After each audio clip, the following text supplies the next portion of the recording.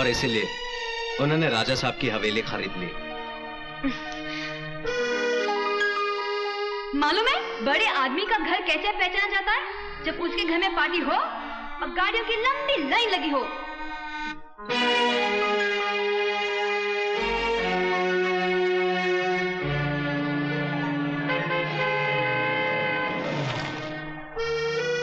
और हाँ, अपने बंगले का गेट जाली वाला होना चाहिए। अरे जो अंदर नहीं आ सकता वो कम से कम बंगले को बाहर से देखकर खुश हो जाए।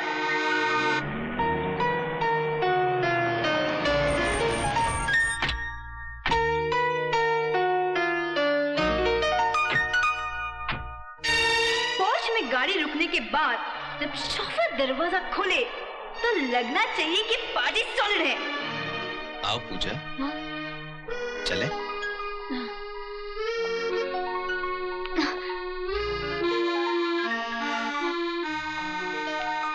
हाय mister Deepak. Hello sir. Hi Deepak. Hi Lali. नमस्ते भाभी जी। नमस्ते। कैसी हैं आप? आइए मैं आपको पैलेस दिखाता हूँ। आइए आइए, रामा रामा क्या पैलेस है। मैं एक्सक्यूज मी दीपक जी, मैं इनको पैलेस दिखा दूँ। आइए भाभी जी, आइए आइए। सुना है केपी साहब ने यह महल अपनी महबूबा की पसंद से बनवाया था, लेकिन किस्मत का खेल देखिए भाभी जी, उस बेचारी की शादी कहीं और हो गई। रामा रामा। जब हॉल में एंटर करें तो राज कपूर की फिल्मी सेट की तरह सीढ़ी जानी चाहिए ऊपर। अरे ये तो कुछ भी नहीं है भाभी जी, ऊपर जाके देखिए, बहुत सी कमाल की चीजें हैं देखने लायक। रामा रामा।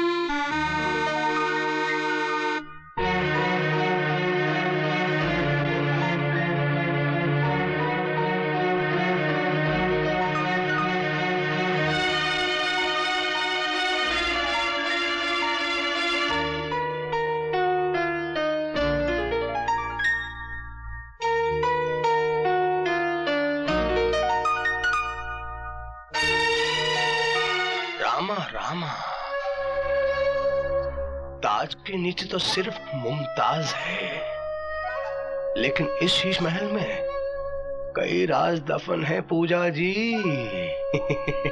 घबराइए नहीं भाभी जी, बिल्कुल नहीं घबराइएगा। मैंने कुछ नहीं देखा, कुछ नहीं देखा। रामा रामा। पूजा। दीपक बाबू बाहर आपको ढूंढ रहे हैं। रामा रामा। अब मैंने कुछ नहीं देखा भाभी जी। रामा रामा। रामा रामा। रामा रामा। पूजा, अरे तुम ऊपर थी, मैं तुम्हें नीचे ढूंढ रहा था। देख लिया महल? क्या हुआ पूजा, तुम कुछ परेशान सी लग रही हो। नहीं तो। ये परेशान नहीं है, महल को देख के थोड़ी हैरान है। रामा रामा। आओ चलो बाहर चलते हैं, मैं तुम्हें केपी साहब से मिलाता हूं।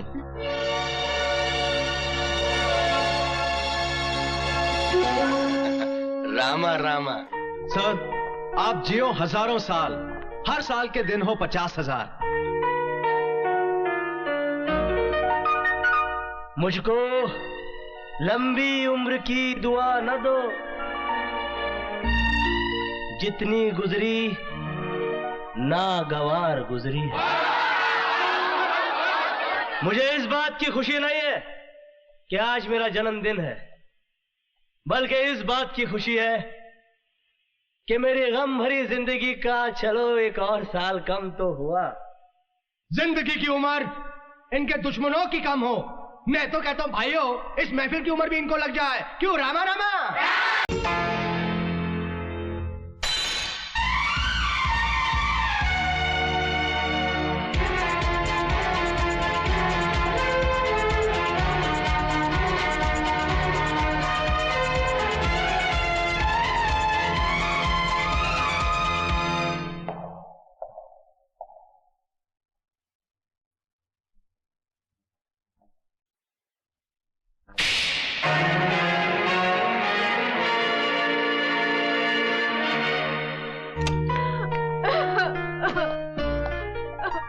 पूजा,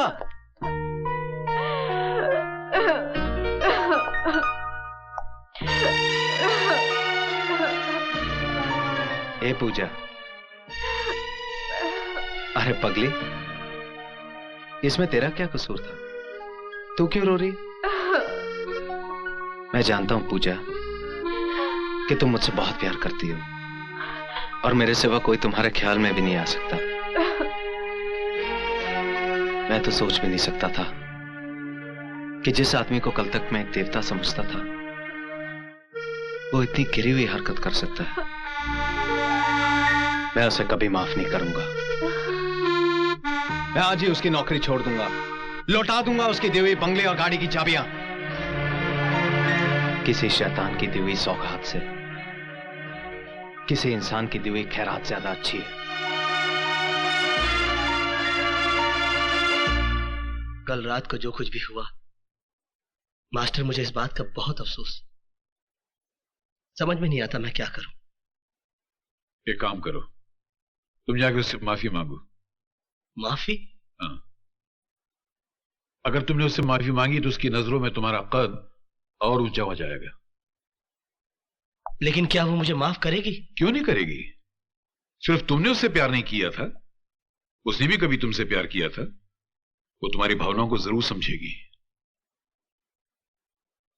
हाँ।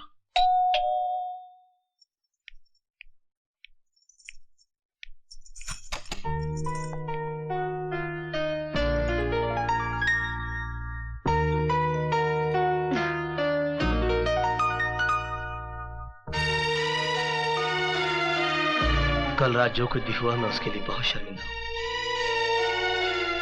दरअसल कल मैं अपने अतीत के उस टूटे हुए मंदिर में चला गया था जहां कभी मैं किसी पूजा की पूजा किया करता था। तुम्हारा अतीत, मेरा आज और मेरा मुस्तकबिल दोनों बिगाड़ देगा। तुम एक मैकेनिक थे ना? एक मैकेनिक बिगड़ी हुई को बनाता है, बनी को बिगाड़ता नहीं। प्लीज मेरे घर से तबाह मत करना। पूजा, किस अतीत की बात कर रहे हो तुम? मुझे देखकर तुम्हें तुम्हारा अतीत याद आया? मेरी मांग का सिंदूर और गले का मंगलसूत्र, ये क्यों नहीं नजर आया तुम्हें? तुम ये क्यों भूल गए कि अब मैं तुम्हारी पूजा नहीं बल्कि किसी की पत्नी हूँ? कल रात जो कुछ भी हुआ वो तुम्हारी ख्वाहिश थी। तुम्हारे अंदर आज भी मुझे पाने की हसरत जिंदा है। तुम मेरे पति, मेरे घर पर इसलिए मेहरबान हो ताकि उसकी आड़ में तुम मुझ तक पहुंच सको। लेकिन अब मैं तुम्हारी पहुंच से बहुत दूर हो चुकी हूँ। अब तुम मुझे इंसान तो दूर, देवता बनकर भी हासिल नहीं कर सकते। कभी नहीं, किसी भी जन्म में नहीं, किसी भी जन्म में नहीं, किसी